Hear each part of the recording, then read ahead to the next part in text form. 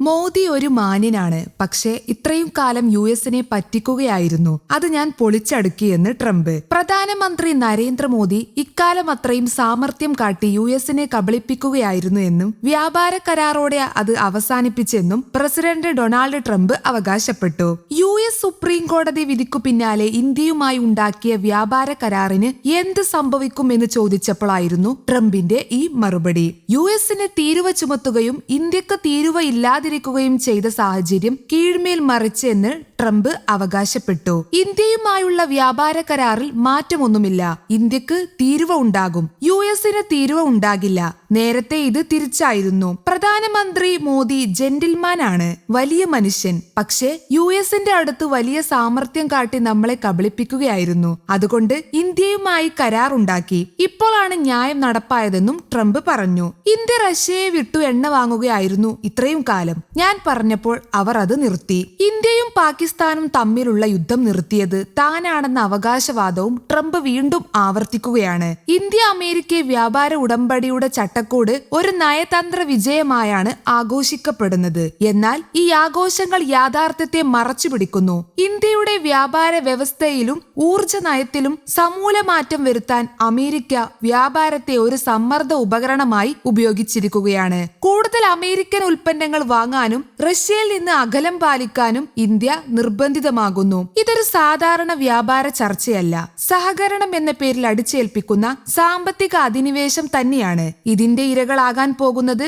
കോടിക്കണക്കിന് വരുന്ന കർഷകരും ഇടത്തട്ടുകാരും പുതിയ സംരംഭങ്ങളായി സ്വപ്നം കാണുന്നവരും ആയിരിക്കും. 2025 ഫെബ്രുവരിയിലാണ് യുഎസ് ഇന്ത്യ ഉഭയകക്ഷി വ്യാപാര കരാറിനെ കുറിച്ചുള്ള വിശാലമായ ചർച്ചകൾ ആരംഭിച്ചത്. ഇരു രാജ്യങ്ങളും തമ്മിൽ നടന്ന മാസങ്ങൾ നീണ്ട ചർച്ചകളുടെ ഫലമായാണ് ഇടക്കാല ചട്ടക്കൂട് രൂപപ്പെടുത്തിയിരിക്കുന്നത്. കരാറിന്റെ ഭാഗമായി അമേരിക്കയുടെ വ്യാവസായിക ഉൽപ്പന്നങ്ങളുടെ തീരുവ ഒഴിവാക്കാനോ കുറയ്ക്കാനോ ഇന്ത്യ സമ്മതിച്ചിട്ടുണ്ട്. കൂടാതെ നിരവധി അമേരിക്കൻ കാർഷിക ഭക്ഷ്യ ഉൽപ്പന്നങ്ങളുടെ തീരുവ കുറയ്ക്കാനും തീരുമാനം 2026 ഫെബ്രുവരിയിൽ അന്തിമമാക്കിയ ഇന്ത്യ യുഎസ് ഇടക്കാല വ്യാപാര കരാർ ഇരു രാജ്യങ്ങളും തമ്മിലുള്ള ഉഭയകക്ഷി വ്യാപാരം വർദ്ധിപ്പിക്കാനും ഇറക്കുമതി തീരുവ കുറയ്ക്കാനും ലക്ഷ്യമിടുന്നു. ഈ കരാർ പ്രകാരം യുഎസ് ഇന്ത്യൻ ഉൽപ്പന്നങ്ങളുടെ തീരുവ 25% നിന്ന് 18% കുറയ്ക്കുകയും ഇന്ത്യൻ വിപണിയിലേക്ക് യുഎസ് കാർഷിക വ്യവസായ ഉൽപ്പന്നങ്ങൾക്ക് പ്രവേശനം നൽകുകയും ചെയ്യുന്നു. ഇത് തുണിത്തരങ്ങൾ, സമുദ്രോൽപ്പന്നങ്ങൾ എന്നിവയ്ക്ക്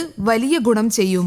എന്നാൽ പ്രസിഡന്റ് ഡൊണാൾഡ് ട്രംപ് പുറപ്പെടുവിച്ച മറ്റൊരു എക്സിക്യൂട്ടീവ് ഉത്തരവ് ഇവർ മറച്ചുവെക്കുന്നു. നികുതി ഇളവ് നൽകുന്നത് ഇന്ത്യൻ റഷ്യൻ എണ്ണ വാങ്ങുന്നത് അവസാനിപ്പിക്കുന്നതുമായി നേരിട്ട് ബന്ധപ്പെടുത്തിക്കൊണ്ടാണ് ആ ഉത്തരവ്. അതിൽ ഇങ്ങനെ പറയുന്നു: റഷ്യൻ ഫെഡറേഷനിൽ നിന്നുള്ള എണ്ണ നേരിട്ടോ അല്ലാതെ ഇറക്കുമതി ചെയ്യുന്നത് നിർത്തുമെന്ന് ഇന്ത്യ സമ്മതിച്ചിട്ടുണ്ട്. കൂടാതെ അമേരിക്കയിൽ നിന്ന് ഊർജ ഉൽപ്പന്നങ്ങൾ വാങ്ങുമെന്നും ഉറപ്പു നൽകിയിട്ടുമുണ്ട്. ഈ വാചകം എല്ലാ അവ്യക്തതകളും നീക്കുന്നു. നികുതി കുറച്ചത് സൗഹൃദപരമായ നടപടിയല്ല, മറിച്ച് അനുസരണയ്ക്കുള്ള പ്രതിഫലമാണ്. അമേരിക്ക ഇന്ത്യയുടെ നടപടികൾ നിരീക്ഷിക്കുമെന്ന് ആ ഉത്തരവ് മുന്നറിയിപ്പ് നൽകുന്നു. ഇന്ത്യയുടെ ഊർജ മേഖലയിലെ വ്യാപാര ബന്ധങ്ങൾ ഇപ്പോൾ അമേരിക്കൻ നിരീക്ഷണത്തിലാണ്. ഇന്ത്യൻ ഉൽപ്പന്നങ്ങൾക്ക് അമേരിക്കൻ വിപണി ലഭിക്കുന്നത് വിദേശ നയത്തിലെ അനുസരണത്തെ ആശ്രയിച്ചതായി ഇരിക്കുന്നു. ഇത് അപകടകരമായ ഒരു കീഴ്വഴക്കം ആണ്. ഏറ്റവും വലിയ സമ്മർദ്ദം റഷ്യൻ എണ്ണയുടെ കാര്യത്തിലാണ്. യുക്രൈൻ യുദ്ധത്തിന് ശേഷം ഉപഭോക്താക്കളെ സംരക്ഷിക്കുന്നതിനായി ഇന്ത്യ വിലക്കിഴിവിൽ റഷ്യൻ അസംസ്കൃത എണ്ണ വാങ്ങിയിരുന്നു. ഇത് ഇന്ധനവില സ്ഥിരമായി നിർത്താൻ സഹായിച്ചു. ഇപ്പോൾ ആ സഹായം നിർത്തലാക്കാനാണ് വാഷിംഗ്ടൺ ആഗ്രഹിക്കുന്നത്. Russian oil, Bharat petroleum, Reliance തുടങ്ങിയ കമ്പനികൾ റഷ്യയിൽ നിന്നുള്ള പുതിയ ഓർഡറുകളിൽ നിന്ന് പിന്മാറി തുടങ്ങിയതായാണ് റിപ്പോർട്ടുകൾ. ഇന്ത്യൻ വിദേശകാര്യ മന്ത്രാലയം പറയുന്നത് 140 കോടി ഇന്ത്യക്കാരുടെ ഊർജ്ജ സുരക്ഷയ്ക്കാണ് മുൻഗണന എന്നും വിപണി സാഹചര്യങ്ങൾക്കനുസരിച്ച് ഉറവിടങ്ങൾ മാറ്റുമെന്നുമാണ്. എന്നാൽ വാഷിംഗ്ടൺ അവകാശപ്പെടുന്നത് ഇന്ത്യ ഉറപ്പു നൽകി എന്നാണ്. ഈ വൈരുദ്ധ്യം വരാനിരിക്കുന്ന സങ്കീർണതകളെ സൂചിപ്പിക്കുന്നു. റഷ്യൻ എണ്ണ നിർത്തലാക്കുന്നത് ഇന്ത്യക്ക് വലിയ സാമ്പത്തിക ബാധ്യത ഉണ്ടാകും. റഷ്യൻ എണ്ണക്ക് പകരം അമേരിക്കൻ അല്ലെങ്കിൽ വെനസ്വേലൻ എണ്ണ വാങ്ങുന്നത് ഇന്ത്യയുടെ ഇറക്കുമതി ബില്ലിൽ വർഷം തോറും $9 മുതൽ $11 ബില്യൺ വരെ അധിക ബാധ്യത വരുത്തും.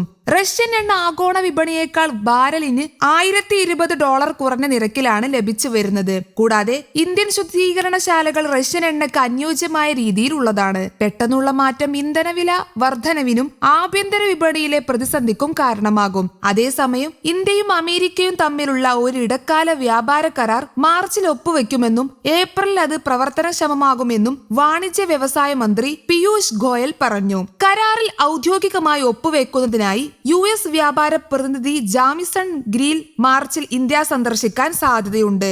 നിർദ്ദിഷ്ട കരാർ പ്രകാരം ഇന്ത്യൻ ഉൽപ്പന്നങ്ങൾക്ക് പരസ്പര താരിഫ് 25% നിന്ന് 18% US പ്രഖ്യാപിച്ചു. News desk Kerala Kaumudi.